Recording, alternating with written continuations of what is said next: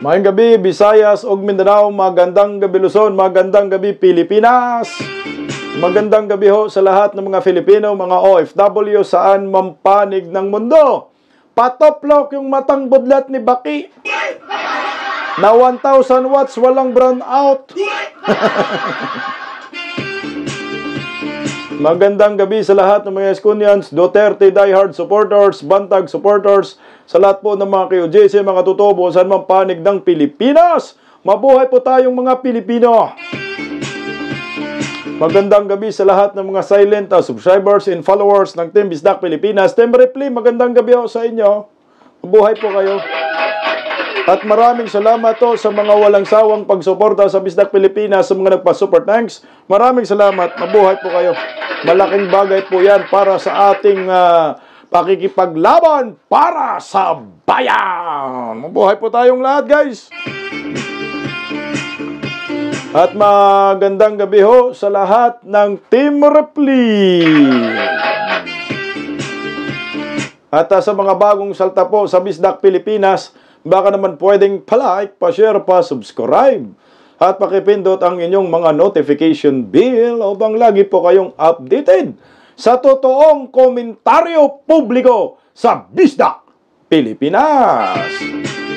At sa mga gusto pong makipagdiskusyon po sa lahat po ng topic natin sa Bisdak Pilipinas, ay pwede po kayo magkomento dyan sa inyong mga comment section.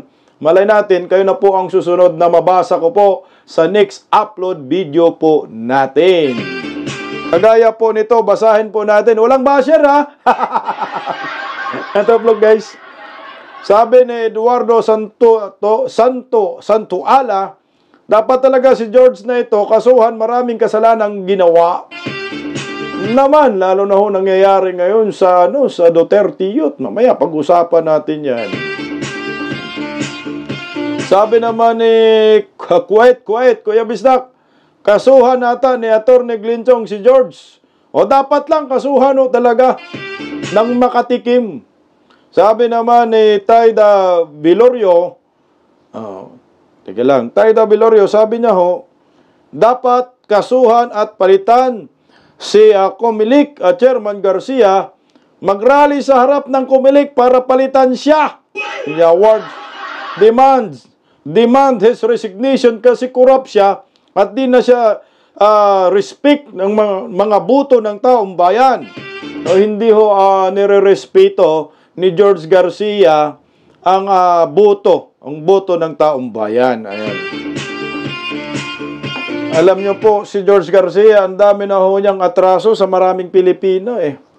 Isipin mo ngayon nangyayari sa Duterte Youth Party List eh. Hindi lang Duterte Youth Party List, marami pong nagrabyado itong si George Garcia, lalo na po yung Duterte. Kaya, sumali sa diskusyon, magkomento dyan sa comment section po. Malay natin, kayo na po ang susunod na babasa po natin sa mga susunod na video na i-upload po natin. Pa-like and share mga kabisdak. Ano pang hinihintay natin? Pag-usapan na po natin itong gigil na si Chairman Ronald Cardima ng Duterte Youth pagkatapos tinarantado ni George Garcia ng Comelec. Tara na! Ano bang hinintay natin? Bisdak na! Duterte Youth sinuspende ang proklamasyon ni George Garcia. Chairman ng Duterte Youth na si Ronald Cardima pumalag at galit at gigil na ho dito sa Comelec. Chairman na ito napamura pa. Siraulo daw ang mga taga-gobyerno. At ang susunod na hakbang umano ng Duterte Youth ay sumugod sa Korte Suprema. Kaya po mga kababayan ko, ano pa ang ating hinihintay na? Umpisahan agad natin to. Patuplok nga ho, guys. Narito po ang balitang ito. Duterte Youth at Bagong Henerasyon PL, suspendido ang proklamasyon. 52 na party list groups na naiproklama na ngayong araw. Ang kaganapan sa proklamasyon, ihahatid ni Margaret Gonzalez. Tapos namang may proklama ngayong araw ang mga panalong party list groups mula sa katatapos lang na eleksyon noong May 12. Sa kabuuan, 54 ang nanalong party list pero 52 lamang ang naiproklama. Kaya suspendido ang proklamasyon na Duterte Youth Party List at Bagong Henerasyon Party List dahil sa kanilang mga nakapending o nakabinbing na disqualification cases sa Comelec Division. Ang Duterte Youth Party List ang pumangalawa sa may pinakamalaking nakuhang boto at nakapag-secure ng 3 pwesto, habang ang Bagong Henerasyon Party List ay nakakuha naman ng 1 upuan. Ngunit dahil nga sa kanilang disqualification cases, pinagpaliban muna ang kanilang proklamasyon. Batay sa resolusyon ng National Board of Canvassers, seryoso raw ang mga aligasyon laban sa kanila. Considering the serious allegations raised in the above petition, which involve grave violation of election laws, the National Board of Canvassers resolves to suspend the proclamation of the 30 Youth Party List and Bagong Henerasyon Party List until the speedy and judicious resolution of the petitions filed before the clerk of the commission. So ordered, signed by all the members of the commission and bank as the National Board of Canvassers. Ayon kay Comelec Chairperson Atty. George Garcia, agad na pinadalhan ng kopya ng NBOC resolution ng 2 party list upang ipabatid na hindi sila kasama sa proklamasyon ngayong hapon. Samantala, batay sa proklamasyon kanina, ang Akbayan Party List, Duterte Youth at ang Tingog Party List ay nakakuha ng tig-3 pwesto sa Kongreso. Habang ang 4-piece ACT-CIS at Ako Bicol Party List ay may tig-2 upuan. Tig-1 pwesto naman ang mga party list mula sa top 7 pababa, kabilang ang PPP o ang Puwersa ng Pilipinong Pandagat. Kasama rin sa mga nakapasok ang Kabataan Party List at ang ACT Teachers Party List na sinasabing mga legal front ng CBP-NPA. Napagalaman naman na ang disqualification case laban sa Duterte Youth ay naihain ng Kabataan Party List. Sa isang pahayag, mariing kinontra ng Duterte Youth ang mga akusasyon at ipinahayag ang plano nilang pagpapasaklolo sa Korte Suprema. Ayon sa grupo, kung totoong seryosong aligasyon laban sa kanila, bakit daw sila nakapag-assume ng office noong taong 2019 at muling naihalal noong taong 2022 at maging ngayong 2025 elections. Giit pa nila, hindi raw totoo ang paratang na hindi sila rehistrado. Anila, imposible umanong makasali sila sa eleksyon kung hindi sila accredited o registered sa Comelec. Pinamulaanan din ng party list ang issue ng vote buying at iginiit ang pondo ng party list ay nakalaan para sa mga kabataan. Para sa Diyos at Pilipinas ko, Harvard Gonzalez, SMN News.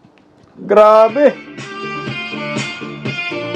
Grabe na ang pamimersonal ng gobyernong Marcos na ito sa mga kakampi ng mga Duterte. Tapos sasabihin mo na ayaw mo ng gulo? Sinong maniwala dyan? Oh? Ang dahilan talaga yan, dahil nga yung Duterte Youth Party List, alam mo natin, ay pro-Duterte yan, na pangalan pa lang Duterte. At inendorso ni Inday Sara, lumalaban sa mga buhaya dyan sa Kongreso. Yun ang dahilan.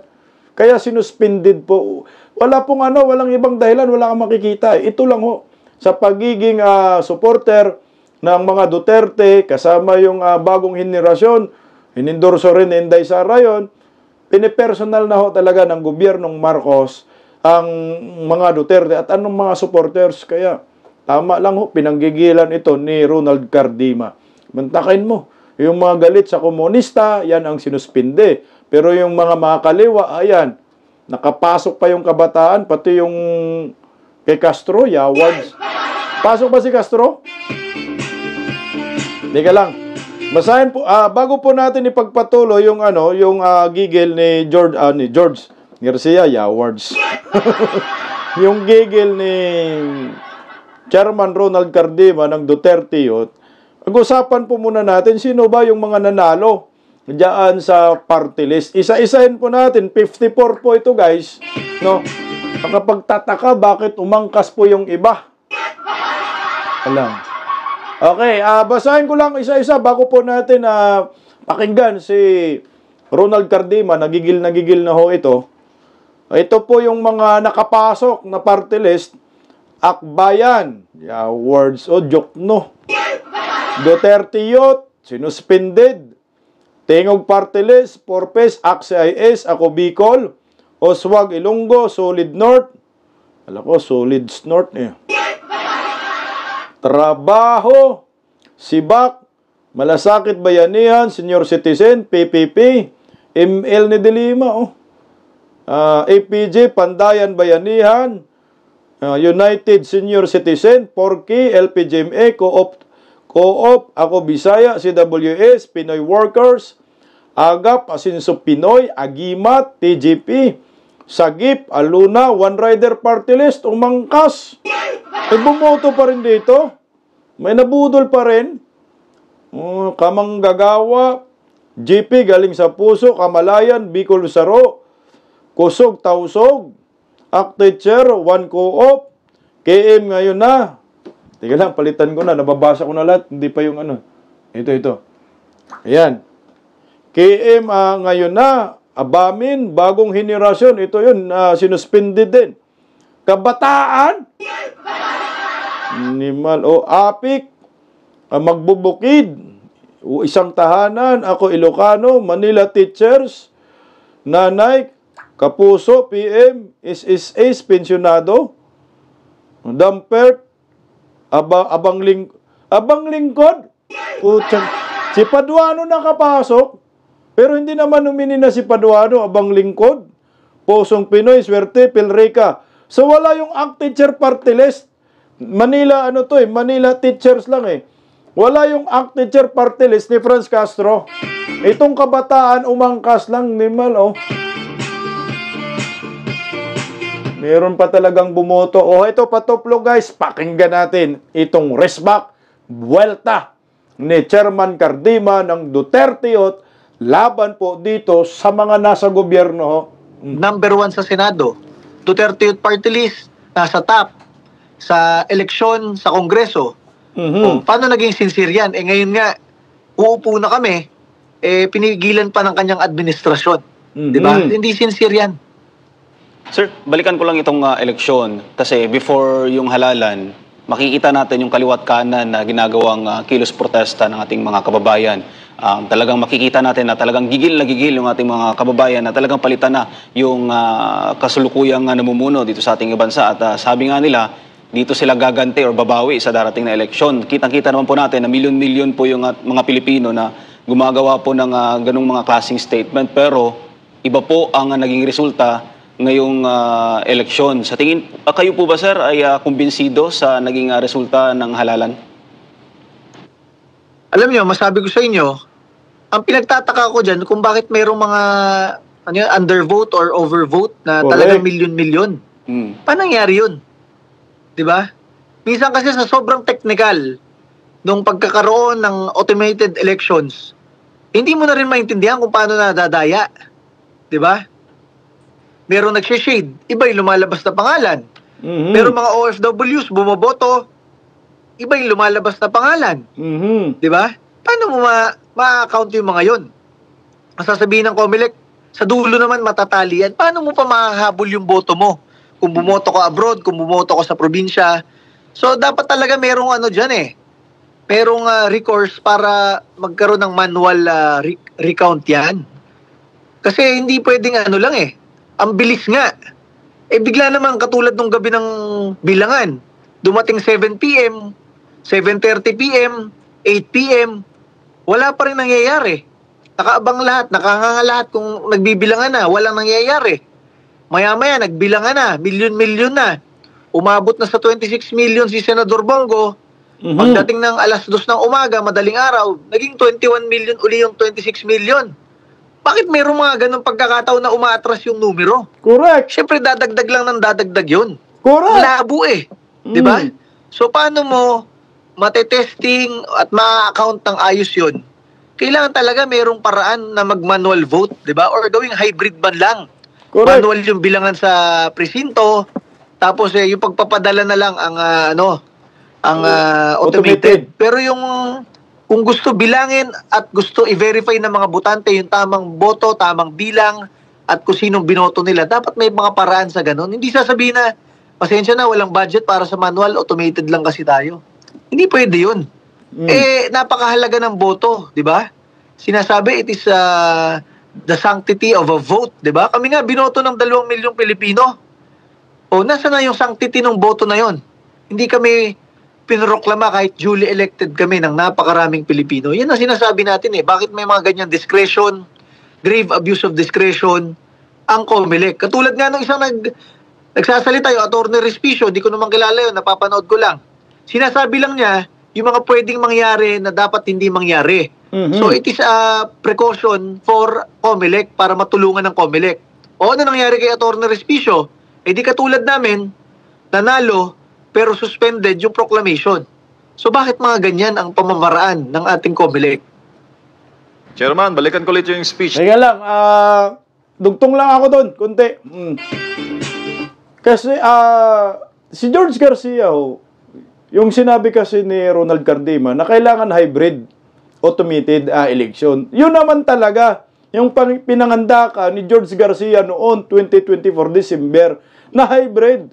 Manual count sa presinto, pag-transmit, automated. Pero hindi po ginawa ngayon. Ano ho nangyayari? Kaya dapat managot talaga to si George Garcia.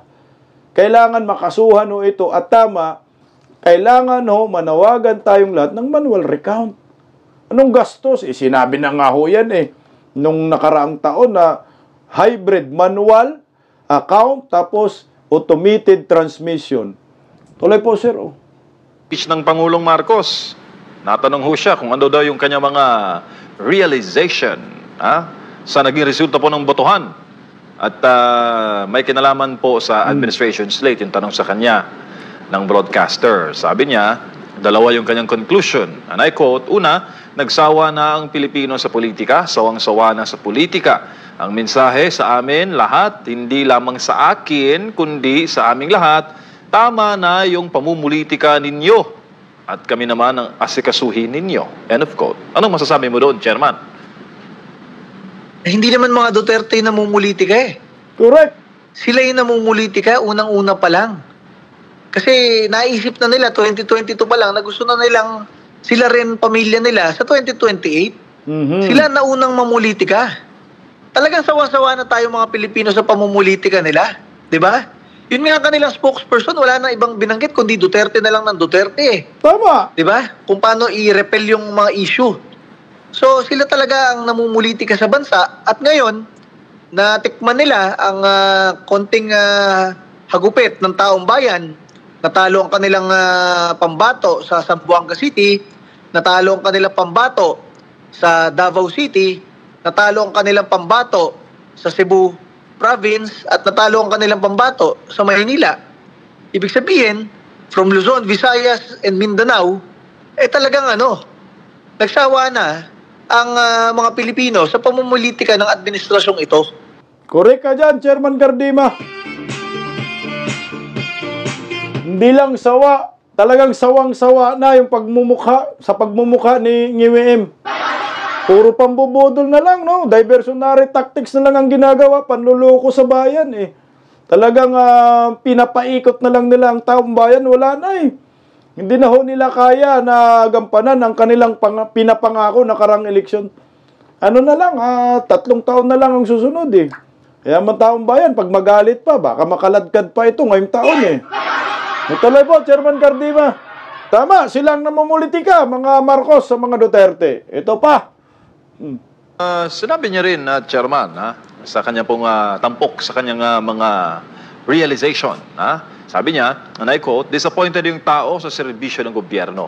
Hindi nila nararamdaman at masyadong mabagal ang galaw ng pagbubuo ng mga project na hindi pa nila maramdaman. Palagay ko, ang nangyari dyan, dahil noong bago akong upo, sabi ko, ayokong mangyari na business as usual. Anong masasabi mo doon, Chairman? Anong business as usual? Ang usapan nga sa gobyerno ngayon, puro proyekto na lang at pondo. Diba? Correct, ayuda. Ang sabi nga nung Congressman Toby Chanco, nangako ang mga taga-kongreso ng pondo kaya nagkaroon ng impeachment. Diba? So, yung mga sinasabi niya, realization niya sa sarili niyang administrasyon. Pero yung kapag sinasabi niya na parang panlahatan to, hindi lang sa kanila lahat to. Nadala na ng Pangulong Duterte yung hinahanap ng bansa na tunay na pagbabago. Correct ka dyan, sir. Yung sinasabi ni Nguyen, patama sa sarili niyang administrasyon. realization na palpak ang kanyang administrasyon at mahinang nilang at-weak leader. Galing mo dyan, sir. Daloy, sir. Laban sa mga kriminal, laban sa mga kurakot, laban sa mga masasama sa ating gobyerno.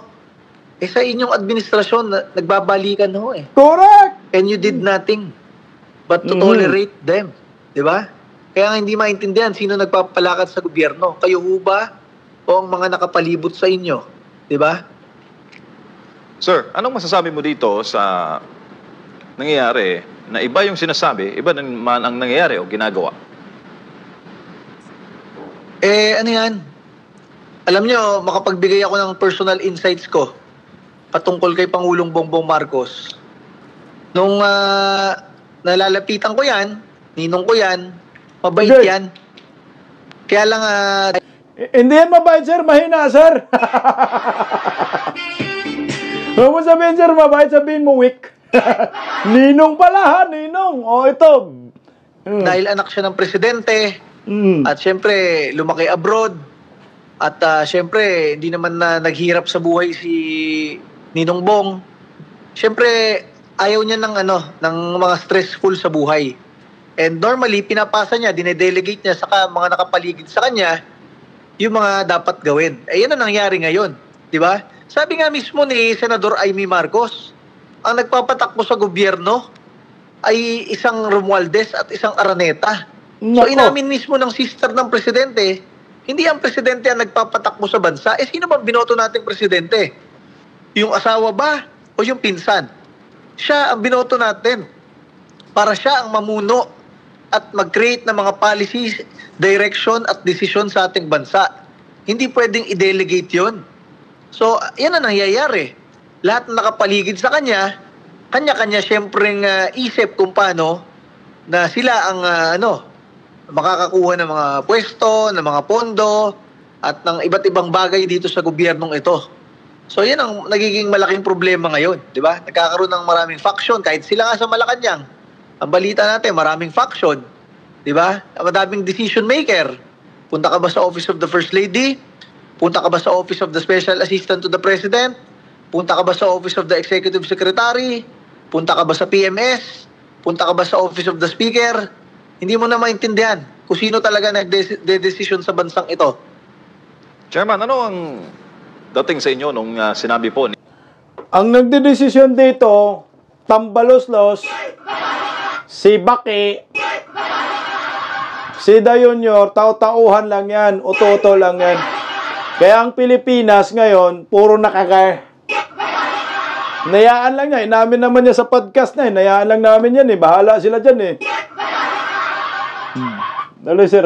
Ni Congressman Toby Tiangco na nabotas, no, na yung pagkabigo ng alyansa slate ay dahil nga doon sa isinulong na impeachment sa House of Representatives laban kay VP Sara, na ayon sa kanya wala naman daw chairman, parang clamor, no, para papanagutin ng bise. At nabanggit rin ni Senator Panfilo Lacson sa mga balita ngayon na ito ng 2025 national budget ang pinakakurap daw ayon sa senador na pagkabuo ng pambansang pondo. Anong masasabi po ninyo doon, Chairman? Si Congressman Toby Tiangco po ang campaign manager ng Alyansa Slate, Administration Slate. Member po noon si Senator Ping Lacson. Pagkatapos ng eleksyon, ganito na po ang kanilang mga statement. Tinabla na. Diyan na kinabahan si Pangulong Bongbong Marcos kaya bigla na lang nagbibigay ng mga realization at nagpapakumbaba kunwari. Bakit? Yung sinuportahan niyang alyansa, yung slate, iniwan siya. nung nagpatawag ng victory party, isa na lang pumunta. Suluplight. Tapos ngayon, isang senador, Senador Panfilo Lacson, binabanata na. Agad na pinakakurap ang budget ngayon ng administrasyong ito. Tapos si Congressman Toby Tiangco, sinisisi rin yung ibang faction sa administrasyong ito, yung kina Speaker Martin Romualdez. So, yung presidente na nagtiwala sa mga nakapalibot sa kanya na sila ang tutulong sa pagpapatakbo ng gobyerno, nagtuturuan na kung bakit nagkakapalpakan ng gobyernong ito. Kaya ganyan, nagkakaroon siya bigla ng realizations. Kaya nga, ang mabaliktad dito, Chairman, sidbangag ang mabaklas. Yung impeachment magbumirang, ang mananagot, singagba. Ito tuloy pa. Mamaya-maya na sa dulo yung gigil ni Chairman Cardema. Sir, ano pong masasabi ninyo kay VP Sara Duterte? Yung ginamit niyang kataga, magiging bloodbath, kumbaga magiging madugo in action or ang mga ganap, no? Yung mga balita at mga revelasyon, no? At mga usapin kaugnay po sa kanyang impeachment, talagang palaban ng Vice Presidente. Anong masasabi mo doon, Chairman? Nasabi natin kay ma'am, laban lang ma'am. Kinorner kayo, kinorner ang inyong ama, kinorner ang inyong pamilya, kinorner ang inyong mga supporters. Mas marami kayong supporters. Correct. Isa sa supporters nila. Hindi naman nila kayang cornerin ang buong bansa kung hindi magre-rebelde at magkakagulo sa bansang ito. At yan ang mangyayari. Sinasabi niyo ma'am na magkakaroon ng bloodbath. Kasi talagang dugo, pawis at luha ng mga Pilipino ay inaalay na para sa tunay na pagbabago ng bansang ito, para sa maibalik natin ang Pangulong Rodrigo Duterte dito. At kailangan talaga yan. Pagpakita ng tapang ang maraming Pilipino. Kasi nakikita natin kay Vice President Sara Duterte ang tapang na kailangan natin mga Pilipino at nakikita natin siya bilang isang strong woman leader natin. Kaya susundin natin kung saan man magpunta si Vice President Sara Duterte. Yan na ang susunod na Pangulo ng Pilipinas. Bakit?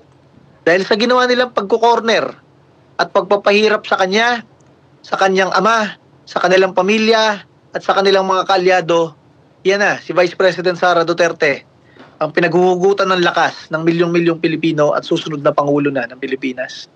Chairman, Teka lang, dudugtong lang po ako dito kay Chairman sa yung sinabi niya na mas maraming supporter si Vice President Inday Sara kaysa kanila. Fact check po yan, guys. Marami po talagang mga nagmamahal sa pamilyang Duterte. Marami po talagang mga supporters. At nangyari po yan. Nakaraang midterm election. Sino ba ang number 1 na senador? Si Kuya Bungo. Sa kasaysayan ng ating bansa, si Kuya Bungo lang ho ang nakakuha ng 27 million sa pagkasenador na boto. Sunod si Binoy, nakaraang eleksyon. Mga Duterte supporters. Ang mga bumoto dyan, mga Duterte solid. Yan ang malinaw na maraming supporter ang mga Duterte kaysa mga Marcos. Ilan lang bang boto ni Erwin Tulfo? May kasama pang Mikos yan. Si Erwin Tulfo man, yung pasok sa top 5, di ba? Medyo siya yung malakas. Kuno. Kasamang Magic Sarap. Erwin Tulfo, malayo ho sa Duterte. At yung mga supporters ng mga Marcos, yung mga loyalista, matagal na nawala, natunaw na ang mga yan. Nagkaroon lang ngayon muli ng supporter dahil yung mga kanilang kakampi, galing yan sa mga Duterte. Yun yung mga Duterte supporter na walang paninindigan at walang prinsipyo at sinasampal po ng pira. Yan po ang totoo. Dugtong lang ako sinabi niya na si Vice President Inday Sara ay magiging next president ng Republika ng Pilipinas. Exactly. Number 1 contender eh. Kahit anong banat ng kabilang grupo, kay former President Duterte, kay Vice President Inday Sara na gusto pang i-impeach, hindi man tumatalab. Hindi man nasira ang mga Duterte at lalong dumarami po ang mga nagmamahal dito sa pamilyang ito. At ang kay Vice President Inday Sara, mas malakas na endorser kumpara kay BBM. At lalong dumarami ang nagmamahal, nakakuha ng simpatiya eh. Example dyan. Diyan sa Cebu Province. Tingnan mo ha. Si NGWM, inendorso niya si Gwen Garcia. Si Inday Sara, sinigaw. Si Barry Cuatro, na gobernador na. Sinong nanalo? Yung sinigaw ni Vice President Inday Sara, na gobernador na. Although hindi sinasabi na suportahan ninyo itinaas, pero sa isang talumpati, sinabi ni Inday Sara na gobernador Barry Cuatro. At itinaas po yan ni Tatay Digong. Duterte solid. So ano ang nangyayari sa probinsya ng Cebu? Yung pambato ng mga Duterte, yun ang nananalo. Yung pambato ng mga Marcos, hindi nanalo. Isang ibig sabihin yan, sigurado na ang pagka-presidente ni Vice President Inday Sara, kaya binabanatan ngayon. Chairman, uli na lang po, mensahe po ninyo sa mga higit 2 milyon na bumoto sa Duterte Youth Party List at ang inyo pong hiling sa Korte. Unang-una po, tayo ay nagpapasalamat kay Pangulong Rodrigo Duterte at kay Vice President Sara Duterte na inendorso ang Duterte Youth Party List. At syempre, sa lampas 2 milyong mga kababayan nating Pilipino na nagtitiwala sa Duterte Youth Party List bilang inyong kinatawan sa Kongreso, maraming salamat po. Alam ninyo, wala tayong pakialam sa mga pondo at proyekto.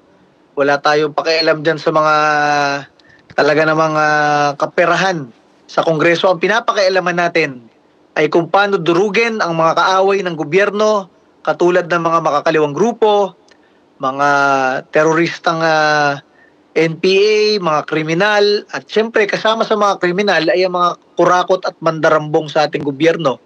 Yan ang ating tinututukan sa Duterte Youth Party List. Alam niyo, kung gusto lang gumawa ng pera ng inyong Duterte Youth Party List, edi sana nanahimik lang tayo, lumapit tayo sa ating ninong presidente at ninong na speaker at humingi tayo ng pondo. Hindi tayo ganyan. Hindi tayo nananahimik para magnegosyo at gumawa ng pera. Tayo ay binoto ng taong bayan para magsalita, manindigan at lumaban para sa taong bayan. Kaya yan po ang ating ginagawa. At sana po, tulungan nyo po tayo, suportahan nyo tayo sa ating laban na ito. Dahil binigyan na nga kayo ng pagkakataon, bumoto, pumili ng inyong kinatawan sa Kongreso. At ang ating daladalang mga kinatawan ay mga batang leader galing UP, PMA at PNPA, mga kaklase ng mga tinyente ng Army, Air Force, Navy, mga pulis at mga reservist, at ganito pa ang ginawa sa inyong Duterte Youth Party List. Sana po tulungan nyo tayo, samahan nyo po tayo sa laban na ito at dadalhin natin ito bukas sa Korte Suprema. Suportahan nyo po na tayo po ay maproklama agad dahil karapatan po natin yon bilang grupo na naipanalo po ninyo. Dapat talaga maproklama yan at 2 milyon lampas na party list na bumoto tapos ginaganito ni George Garcia, budlat ang mata. Wala, pinipersonal na kasi talaga ang mga Duterte Youth kasi. Normal ho yun. Pero ito, pakinggan po natin ang panggigigil ni Ronald Cardima. Narito po guys, pataplok ho. Una, inaakusahan kami ng Kabataan Party List na we are promoting violence. Kasi daw sabi namin, uubusin namin yung mga NPA at yung mga kasamahan ng NPA. Sabi namin kami nga yung anti-NPA. NPA nga yung teroristang violente sa bansa eh. Kami pa yung kinasuhan na kami pa yung violente. Tangnan mo Mukhang nabaliktad na talaga ang Pilipinas ngayon. Iba na yung takbo ng utak ng gobyerno eh. George, ano bang nangyari sa'yo, George? Ito, yung Duterte Youth, galit na galit sa mga komunistang grupo, NPA. Nung nagalit sila, nasabi, dapat ubusin tong mga to, no? Kinasuhan ng Kabataan Party List. Ano bang nangyayari? Sino bang violente? NPA o Duterte Youth? Sino bang violente? Kabataan Party List, Duterte Youth. Alam mo, Kabataan Party List, pag kayo po nagrarally sa kalsada, nambabato kayo ng kapulisan. Namamalo kayo ng kapulisan, kayong mga rallyista. Kayo yung violente. Kung saan-saan kayo nagrarally, kinakawawa ninyo kapulisan, naalala nyo sa Mindula. Anong tawag dun? Violente. Pero bakit yung isang party list na kinukundina yung mga makakaliwang grupo, yung mga komunista, NPA, na considered na terorista, binato nyo ho ng violente. Anong nangyari sa Pilipinas? Kawalang kwenta, no? Tuloy po, Chairman. Pangalawa, nag-speech kami noong 2019, sabi namin, hindi kami mangungurakot kahit piso. Lahat ng pondo ng Duterte Youth Party List ibibigay namin sa taong bayan. Inasuha kami ng vote buying ng Kabataan Party List. Sabi ko, sa dami-dami ng tunay na vote buyer sa Pilipinas at mga kurakot, ang kinasuhan nyo pa talaga yung kaisa-isang hindi bumibili ng boto. Yun ang mga kaso namin. Kaya nga noong 2019, hindi ma-desisyon nun ng COMELEC yan kasi house show na kaso. Correct. Saka ba naman nakakita na lalabanan mo NPA, sasabihin mo uubusin mo yung NPA sa bansa, ikaw pa yung kakasuhan ng violente. At ikaw pa yung magsasabi ng lahat ng pera mo sa opisina mo, pang taong bayan yan, wala kang kukurakotin kahit piso. Ikaw pa yung kakasuhan ng vote buying kasi daw, Teka lang. pinangako mo yung pera ng opisina mo na wala kang uubusin mo sa lahat sa taong bayan. Yan yung kaso namin. Tingnan mo ha. Grabing kaso na yan ha. Nangangako, parang nangangako yung party list na kapag nanalo, yung budget nila sa opisina ay ibubuhos para sa mga kabataan. So ina-accuse po na vote buying. Anong pagkakaiba kay Tito Soto? Sige nga. George Garcia. Ito guys anong pagkakaiba sa sinasabi ni Tito Soto noong nangangampanya siya na kapag ay naibalik daw siya sa Senado, ang sahod niya ay hindi niya kukunin at ibibigay sa mga kabataan para makapag-aral. Sa mga salat sa buhay ba na gustong mag-aral sa kolehiyo, ay ibibigay niya lahat ng sahod niya sa loob ng 6 na taon. Anong pagkakaiba dyan? Sige nga. Bakit si Tito Soto hindi naman ang kasuhan ng vote buying? Mas malala pa to kay Tito Soto talaga. Kasi pinangandakan niya na ibibigay lahat sa mga mag-aaral, schooler, at hindi siya kukuha ng sahod maski piso. Dito sa kanila budget, sa kanilang opisina, ibibigay sa mga kabataan kasi nga nagre-representa man ang Duterte Youth sa mga kabataan. Natural. Kung ano po yung biyaya ng naturang party list, dahil yan ang inyong sektor, ikaw ang nagre-representa sa sektor na yan, dapat lang yung sektor na yan ang makikinabang. Kaya nagre-representa ang Duterte Youth sa mga kabataan. O bakit si Tito Soto di naman nagre-representa sa kabataan yan? Anong pangako niya? Yung sahod niya, pag naluklok siya muli sa Senado, sa loob ng 6 na taon, ay hindi niya kukunin. Anong pagkakaiba, George? Kaya galit na galit si Cardima dito tuloy, sir. Kaya nga hindi, kahit hindi abogado, mabububo eh. Correct. Noong 2019, hindi pinansin ng COMELEC yan, nakapending doon. Nakaupo kami. Noong 2022, yung 300,000 na boto namin, naging 600,000 na, hindi pa rin pinansin ng COMELEC yan. Ngayon, 2 milyon na yung boto namin. Saan mo sasabihin na very serious yung kaso na yon? Oo. Nasaan na po ba yung kaso na ito? Hindi tayo abogado, mabubupo ka eh. Attorney, Sir Ronald, saan na po ba yung kasong ito? Nasaan department? Nakapending sa kanila. Ngayon lang nila sinabi na very serious daw yung kaso ngayon, kaya daw i-hold daw muna. Okay. At si Raulo tong mga Sir, si Raulo itong mga nasa gobyerno. Ayon kay Chairman Cardima ng Duterte Youth, si Raulo mo lang, sir. Wala na. Nakakabubo na nga sa Pilipinas na ito under ngagba admin. Itong si George Garcia, masyado na po niyang pinipersonal ang mga Duterte dito ngayong eleksyon. Nung una, Duterte 10. Ngayon, ito Duterte Youth. Ano bang gusto nilang mangyari? Walang mga Duterte na mga supporters ang makaupo sa Senado at Kongreso. Hindi po pwede yan. Dahil pinili po yan, binuto po yan ng taong bayan, 2 milyon, nararapat lamang na maproklama itong mga to. Kasi kung pagbabasihan natin yung reklamo, tama si sir, 2019 reklamo. O nakaupo sila, 2022. Nakaupo sila ngayon, 2025. Pipigilan ni George Garcia kasi nga tatlong seats ang kanilang makukuha dahil umabot ng lampas 2 milyon ang kanilang boto. Uy, karapatan po ng mga yan na makaupo at maproklama. Mantakin mo yung 2 milyon kung susugod sa Comelec. Ano po ang mangyayari sa Comelec? Di lang po si Raulo, sir. Talagang ngagba na. Bidlat na ang mata, sir eh. Hindi na ako siguro natutulog sa dami ng pera. Hindi na po siguro alam ni George kung saan i-deposito. Di ba, George? Mambigay ka naman. Tuloy po natin. Gigil na gigil si sir dito. Ano po ang inyong susunod na hakbang? Kung kayo po hindi maiproklama, so, paano po yung inyong... Papunta akong Supreme Court ngayon. I-raise ko sa Supreme Court na merong grave abuse of discretion. Talagang abuso yun. Correct. Ayan. Ayan pupunta sa Supreme Court Itong si Chairman George Garcia, pareho chairman kasi. Ronald Cardima ng Duterte Youth. Kailangan po ilaban ninyo yan. 3 seats din yan.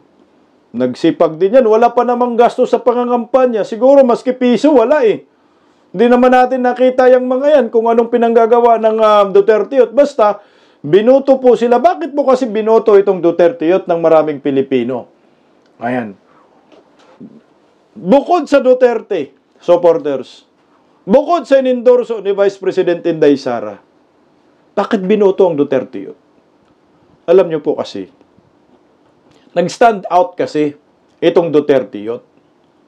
Marami pong nakapanood sa kanilang paninindigan at kanilang prinsipyo. Unang-una, mantakin mo, hindi ho sila sumama kay Tambaluslos. Hindi ho sila nagpabayad kay Tambaluslos yung AKAP, AX, TUPAD. Wala silang ganyan. Nanindigan ho sila. Nanindigan sila sa pagiging representative ng mga kabataan sa ating bansa. Na ang kabataan ay dapat hindi magpapasilaw sa kahit anumang salapi, kahit sa sampal-sampalin ka, bubusalan ka, manindigan ka pa rin sa inyong prinsipyo. Pangalawa, lalong nag-stand out ang Duterte Youth, lalo na yung Mrs. ni Ronald Cardima, nung pumunta sa hearing si Tatay Digong, nabigla pong nagsalita itong Mrs. ni Cardima at pinahiya lahat ng Quadcom. Si Acop, pahiya si Acop, si Barbers, saka si Abang Lingkod Parteles, sino yun? Paduano, Suarez, lahat sila napahiya ho sila. Pastor Dila, natalo na. Napahiya sila ng Duterte Youth. At maraming humanga doon sa birada ng Duterte Youth. Dito pa lang ho, talagang minahal ho sila ng mga Duterte diehard supporters. At binoto po sila kahit hindi po sila naglabas ng maraming pera at hindi nangangampanya. Talagang ginusto po ang Duterte Youth ng mga botante dahil nakita nila ang pagiging sincero at totoong nagmamahal sa bayan at yung prinsipyo nila ay hindi pinagpalit dito kay Tambaluslos na mukhang budlat na yung tiyan eh. Daming pera. Abuso. Tama. Pang-aabuso na ho talaga itong ginawa ng Comelec. Pamimersonal. Hindi na po ito maganda sa isang bansang demokrasya. Mantakin mo, yung 2 milyong bumoto ho sa Duterte Youth Party List, yun ang kinalaban ni George. Yun ang pinaiyak ngayon ni George Garcia. What if maghurumentado yung 2 milyon? Kaya bang harapin ni George yan? Itakot nga kay Atty. Glinchong eh. Di ba ho? Nag-iisa lang si Atty. Glinchong, pinapababayan si George Garcia sa Comelec. Bumaba ka, George! Dito, George, harapin mo ako. Kayo dyan, mga Comelec commissioner.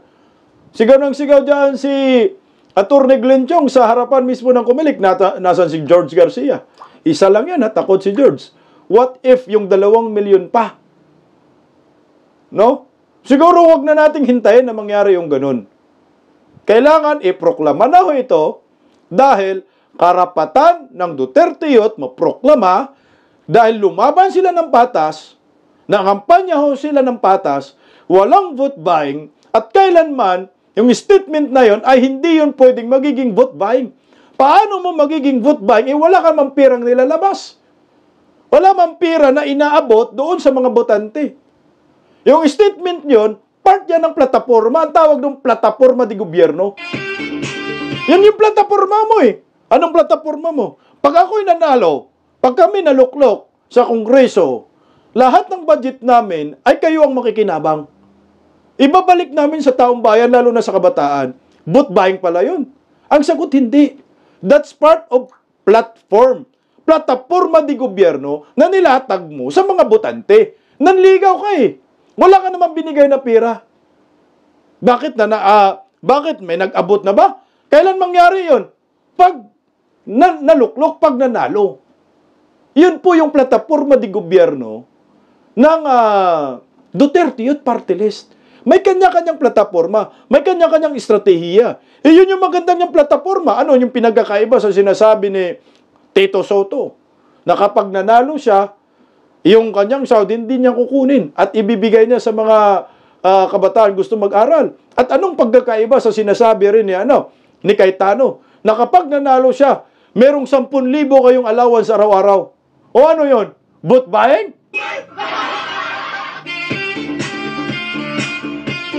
Kaya nga sabi ni Cardima, nakakabubo. Nabububo ang abogado dito.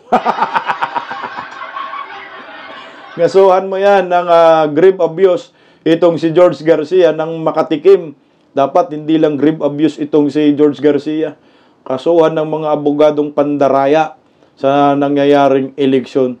Namimersonal na masyado. Kasi nga, Duterte. Anyway, mga kababayan ko, mga kapwa ko Pilipino, magdasal po tayo na maproklama itong Duterte Youth dahil malaki po ang papel nila sa Kongreso.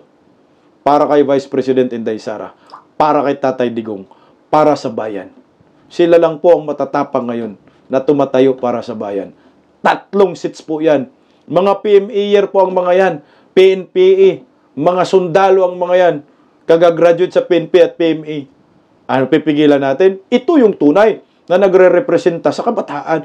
Pero kabataan party list, anong ginagawa nila? Hahatakin ang kabataan. Saan? Sa kalsada magrally.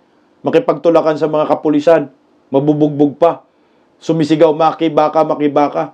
Yun ba ang kabataan? Tandaan po ninyo, ang kabataan ay pag-asa ng bayan. Itong kabataan party list, matapang po ito na kumukontra laban sa komunista at sa mga NPA. Kailangan suportahan po natin ang party list na ito dahil sila po ang tunay na nagrepresenta sa hanay, sa sektor ng kabataan. Anyway po mga kabisdak, natapos na naman ang gabi natin sa mga bagong salta sa Bisdak Pilipinas. Pa-share, pa-subscribe, pakipindot ang inyong notification bell at sumali dyan sa diskusyon sa inyong comment section. Malay natin, kayo na po ang susunod na babasahin po natin sa susunod na upload video po natin. Dagang salamat Visayas ug Mindanao, maraming salamat Luzon, maraming salamat Pilipinas, at maraming salamat po sa lahat ng mga OFW, mga Pilipino sa mampanig ng mundo. Miskonyans, Duterte Dyer supporters, Bantag supporters, sa lahat po ng mga kigunsisi, mga katutubo, mabuhay po tayong mga Pilipino. Patoplok guys, hanggang sa muli, bukas po muli, 1:30, 2:00 ng hapon, ang next upload video po natin. Abangan po ninyo, Bisdak Pilipinas, God first. Magandang gabi ho, mabuhay po tayong mga Pilipino.